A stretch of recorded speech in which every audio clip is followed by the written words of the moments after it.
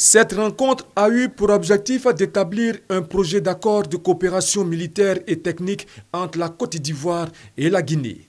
Les échanges ont porté sur 5 points.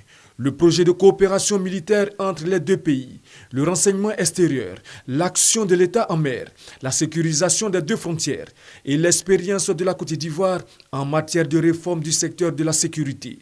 Ainsi, après un examen du projet proposé par les deux ministres, les experts ont abouti à un document consensuel qui s'articule autour de la création d'un cadre permanent de concertation et de veille antiterroriste, l'échange de renseignements et sa protection, puis ont proposé.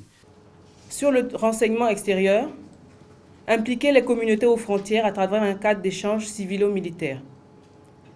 Signer un mémorandum d'entente entre les services de renseignement ivoiriens et guinéens.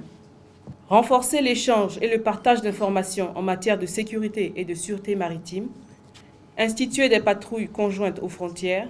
Les deux ministres ont insisté sur le besoin d'agir ensemble pour faire face aux menaces sécuritaires de la sous-région. Qu'à la suite de vos travaux, les conditions seront renforcées pour une meilleure circulation des informations entre nos services, nos deux pays et dans l'ère CEDEAO pour prévenir et traquer le crime, les criminels et les terroristes. La Côte d'Ivoire et la Guinée partagent les mêmes préoccupations sécuritaires liées au terrorisme, à la sûreté et à la sécurité maritime.